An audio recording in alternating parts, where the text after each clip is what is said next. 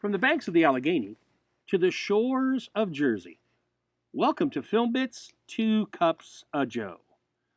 And this is going to be our final episode of Reservoir Dogs. We're wrapping up the Reservoir Dogs analysis. Joe, anything you want to say before we jump right in? No, man, I'm ready to go. Let's do this. Let's get the last one in, and then it's time to start the next one. Looking forward to it. All righty.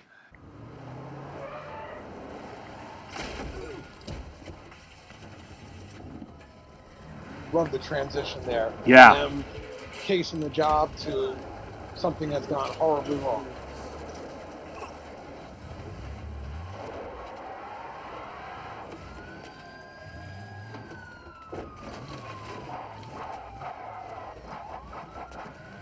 This was the movie poster I had coming up here, only it's from a low angle.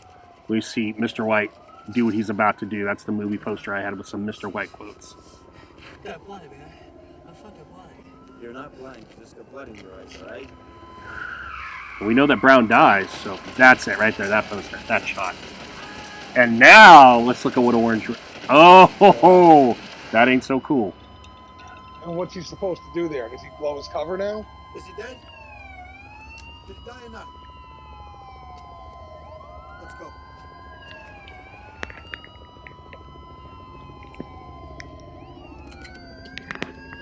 You can imagine how shell-shocked Orange is. He's just like, what the hell just happened? This was supposed to be easy.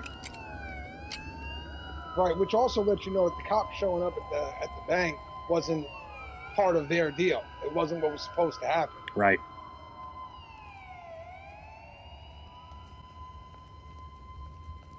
There it is, arm over the shoulder. Come on, come on, come on, stay with me. Mm-hmm. Hold it! Hold it! Right there! Get in the fucking car! I bet you nobody thought that was the way he got shot. And then his reaction. Wow. Mm-hmm. Even White didn't kill a civilian. I'm sorry. I can't believe you killed me. Who the fuck you found that? Hey, just cancel that shit right now. You're hurt. You're hurt real fucking bad. But you ain't dying. And again, this scene to me is also very telling about their relationship too, because White didn't give 2 shits when it was Mr. Brown dying in a front seat. Right. But Mr. Orange, he's really trying to convince him, like, you're fine. You're fine, you're fine. And now we come back to present day where we left. Orange still wrestling just to even get up, still trying for some reason. Our cop's still tied up. And now we've got the guys who left before coming back. And look at White pick up the pace as he goes over to Orange. Doesn't even look over at Blonde, by the way. Care less. What the fuck happened? Slashed the cop's face, cut off his ear, was gonna burn him alive. What? I didn't hear you. I said... One of the scenes that we edited out is, and so you may not know if you haven't seen this film, is Blonde and Nice Guy Eddie and Nice Guy Eddie's dad were real close. And Blonde and Nice Guy Eddie almost had this like brotherly relationship. And Blonde did a bit in prison and didn't rat out Nice Guy Eddie and his dad. So Nice Guy Eddie sees Blonde dead there, and now he's like, what the hell? Because this is the only guy he knows in this whole group of guys. They knew Blonde. They didn't know anyone else. Right, and none of the other guys know about that relationship either. They think Blonde is just another one of them brought in for this job. But the reality is he's got a very strong relationship with Joe and Eddie, and you can almost see the rage in Eddie right now, like, what the hell just happened to my brother, basically. And poor Wounded Orange is thinking off the top of his head, like, what the hell? I mean, he's telling the truth, but he's also got a very mad Eddie there. Let's pick it back up, Joe. I'm crazy. Slashed the cop's face, cut off his ear, was gonna burn him alive. This cop? Wow. I'm glad you rescued him. You went crazy? Something like that? Worse or better? Eddie was pulling a burn, man. He was gonna kill the cop and me. When you guys walked through the door, he was gonna blow you to hell and make out for the diamonds. What did I tell you? That sick piece of shit was a stone cold Yeah, psycho. now you can see Mr. White bought in completely to Mr. Orange. Yeah, look at Pink. Slice him up. I don't buy it. Doesn't make sense. Pink. He kills me. Makes perfect fucking sense to me. You weren't there during the job, Betty. You didn't see how he acted. We did. Right about the ear, it's hacked off. All right, let me just say this out loud. Because I want to get this. Something also. White and Nice Guy Eddie's dad go back a ways. So this is where it gets a little interesting. And we saw that in the Mr. White introduction segment, which we did see. They have done previous jobs. White's an older guy. So Eddie isn't part of that. But when we see White and Eddie's dad, Joe, talking, we realize that there's an established relationship. So now we've got White in Orange's corner, kind of. Nice Guy Eddie in Blonde's corner. And this conflict is heating up. Well, I think also Nice Guy Eddie is trying to understand, basically, who gives a shit if he was going to burn the cop alive? Yeah. Yeah. Why would you do that to one of our guys? Right. Even if he didn't, I think even if he didn't know Blonde, he would want to know why. And now when he tries to sell the story of he was going to blow you guys away, Eddie's going, that doesn't make any sense. I know this guy. He just did something for me. There's no way. Pick it back up. I want to get this straight in my head. You're saying that Mr. Blonde was going to kill you, and then when we got back, he was going to kill us, take the satchel of diamonds and scram. I'm right about that, right? That's correct. That's your story? I swear on my mother's eternal soul is what happened. The man you just killed just got released from prison. He got caught at a company warehouse full of hot items. He could have fucking walked. All he had to do was say my dad's name, but he didn't. He kept his fucking mouth shut. And he did his fucking time, and he did it like a man. Now, see, now you're seeing why Eddie's not buying any of this. So, Mr. Orange, you're telling me that this very good friend of mine, we did 4 years. Push in. One of the few times we've seen it. In 4 years, never made a deal, no matter what they dangled in front of him. You're telling me that now this man is free, and we're making good on our commitment to him. He's just gonna decide out of the fucking blue to rip us off? Why don't you tell me what really happened? Pause. What the hell for? Couple of things I really like. We've seen a lot of spitting going on, Joe. With the cop we saw it, and now we saw with Eddie. And what I really like about that is, as unattractive as it might seem it is, it's real. When you get impassioned like that, your spit flings out of your mouth when you're delivering loud, hard dialogue. You know what I mean?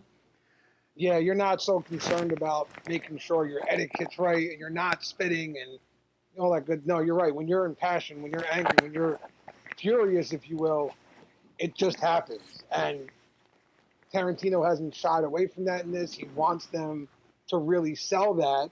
And the actors have done a good job in the monologue series here to really get that point across. And the one other little thing is, even though Joe was that far away from the cop, he still has little bits of blood splatter on his face and upper torso, which I really like. It's a subtle little touch, but it stands out, and it just kind of shows you that even this guy, who's part of the boss, you know, they've been way away from this. They made all the plans, and all the other guys did their bidding. He will get his hands dirty if necessary. He's Nice Guy Eddie. He's telling jokes about the black guy who had his penis super glued, right? He's just all fun and games and stuff. No, he's not. And I think that little bit of makeup is just a nice little reminder. Let's pick it back up, Joe. It'd just be more bullshit. This man set us up. Dad, I'm sorry, but I don't know what the hell's happening. It's all right, Eddie, I do. What the fuck are you talking about? That lump of shit's working with the LAPD. I don't have the slightest fucking idea what you're talking about. Joe, I don't know what you think you know, but you're wrong. Like hell I am. Joe, trust me on this. You've made a mistake. He's a good kid. I understand you're hot, you're super fucking pissed. We're all real emotional, but you're barking up the wrong tree. And here you I know see, this man, like he you wouldn't do said, that. You don't Joe know and jack Mr. White shit. have a I relationship, do. but he's even The picking cops Mr. said I had to Orange go to the over cops, and a Joe Mr. here. Anonymous got him killed. Mr. Blue is dead? Dead as Dillinger. How do you know all this? It was the only one I wasn't 100% on. I should have my fucking head examined going ahead when I wasn't 100%. That's your proof? You don't need proof when you have instinct. I ignored it before, but no more. You lost your fucking mind. Joe, you're making a terrible mistake I'm not gonna let you make. Come on, guys. Nobody wants this. We're supposed to be fucking professionals. Larry, look. It's been quite a long time. A lot of jobs. There's no need for this, man. Let's just put our guns down and let's settle this with a fucking conversation. Joe, if you kill that man, you die next. Repeat, if you kill that man, you die next. Larry, we have been friends. And you respect my dad and I respect you, but I will put fucking bullets right through your heart. You put that fucking gun down now. God damn you, Joe. Don't make me do this. Larry, stop pointing that fucking gun at my dad!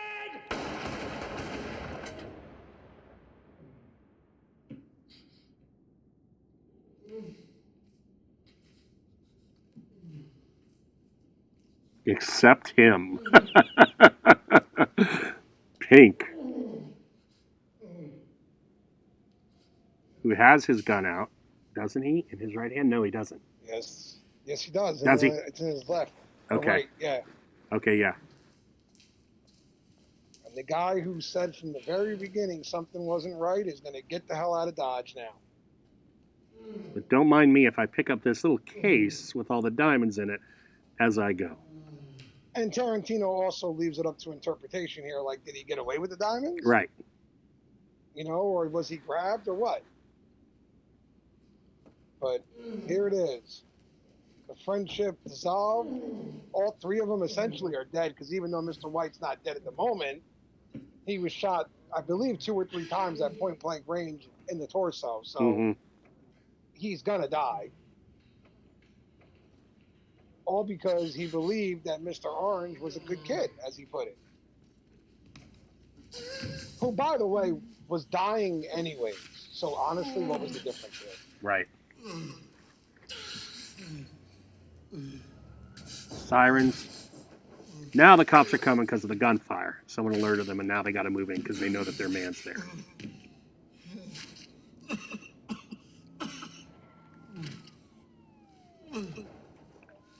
You hear skids and brakes, so they're close. Gunshots. Shootout, gunshots. Is that Pink? Got to assume it is. Right. Did he not get away? Was that it? Looks like it.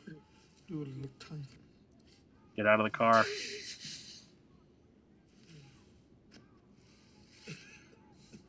And there it is. Larry.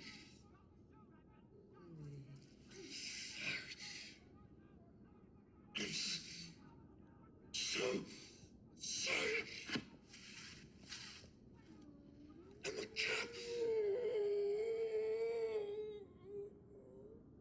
How terrible must Mr. White feel at this moment?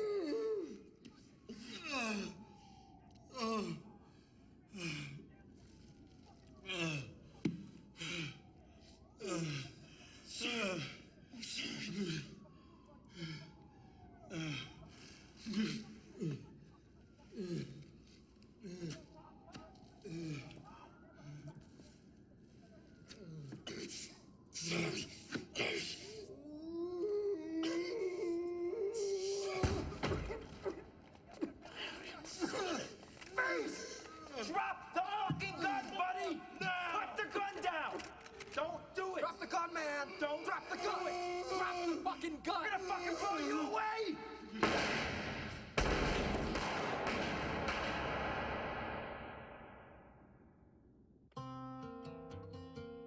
And cut to the credits. We'll pause the screen, or I'll mute it. Either way, Joe. One thing I want to say real quick from the background is Tarantino didn't have any funding for this film, right? It's his first flick. He's working at a video store. He writes a screenplay. I don't know how it happened, but somehow it got into Harvey Keitel's hands. Harvey Keitel really loved the role of Mr. White. So he played Mr. White, and he did some financing and got some other people to help to finance this film. It wasn't an expensive film, but when you're working at a video store, thousands of dollars that you're going to need just for basic setups and things like that, that's expensive. But it was so shoestring that the car that we see Blonde go to was actually Michael Madsen's car, So he actually used his own car. They didn't even have extra money for a few extra cars for set dressing. Yeah, and I think, again, when you really look at all this and you remind yourself this is his first film ever, what a statement to make in your first film. Yeah. Like, here I am. I've arrived. This is my first piece of work. It's an amazing piece, honestly, the whole way through. And the one thing that always stood out to me in this film through the whole thing was Mr. Orange got the whole way, bleeding out the whole thing, and his only mistake happened right at the end when he tried to sell it on.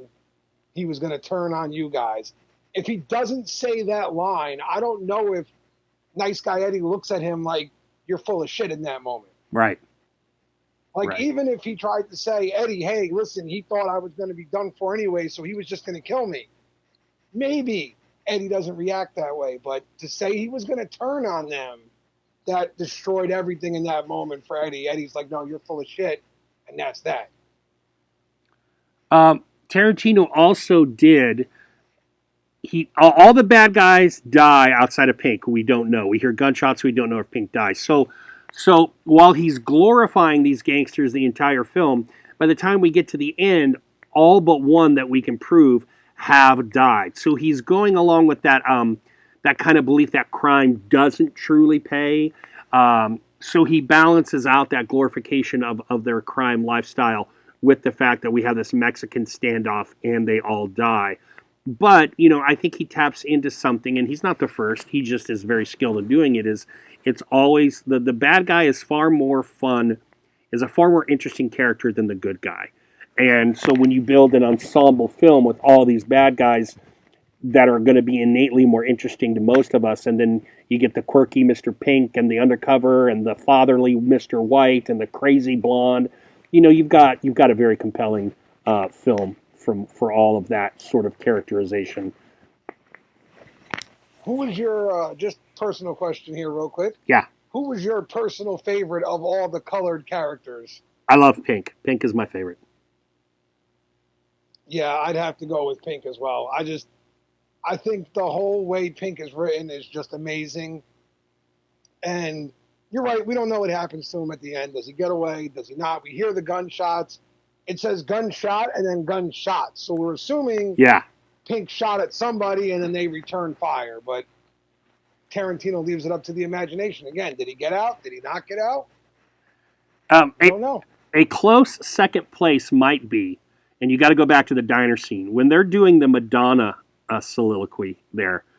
Old Eddie Bunker, who was Mr. Blue, says, he's a Madonna lister. He says, like, I got out of it with that Papa Don't Preach phase, but before that, she was awesome. Like, who is this old dude that loves poppy Madonna? If Mr. Blue had a little more screen time and a little more dialogue, he might have come in as a strong number 2. But it's one of my favorite lines in the whole movie because it's just such a disconnect to talk about the oldest guy amongst them outside of Joe digging Madonna. Well, you also wonder then about what you were saying, the little trivia behind it about Tarantino saying he was hard to work with. Mm-hmm. Maybe if he wasn't hard to work with, he might have had a bigger part. You don't know. That's Joe. I'm talking about Blue, one of the gangsters. Oh, right. My mistake. Yeah. My mistake. Yeah, Lawrence Tierney was something else on that film. And Tarantino really wanted him. But you guys can look that up, all the nightmares that Tarantino had with Tierney. He was a cantankerous old fella. All right, any closing thoughts, Joe? Just my love for Tarantino has grown over the years. I am yet to see a film from him I haven't enjoyed. And this, to see where he started and where he is now, is impressive. because along the way, every film has had its own stamp, its own way. And in this one, for me, what set it apart from other crime dramas, things like that, was the fact that he gave these characters life, Yeah. dialogue between each other. Yeah. He almost had you caring about Mr. Orange and Mr. White and wanting to see things work out somehow. So, yeah, very well done all over the place. Love this film. As do I. As do I. We'll do at least one more Tarantino together, as we announced last episode, if not more. And that's what's coming next up from the Two Cups of Joe crew. But until then, Joe, thank you very much. I'm glad we actually have one full film under our belt. I'm glad we're doing this again. And the next time you hear our voices, we'll be diving into Hateful Eight, a more recent addition to the Tarantino canon. I can't wait, man. I'm excited. All right, guys, thank you for any and all time you gave us, and we'll see you real soon. Take care.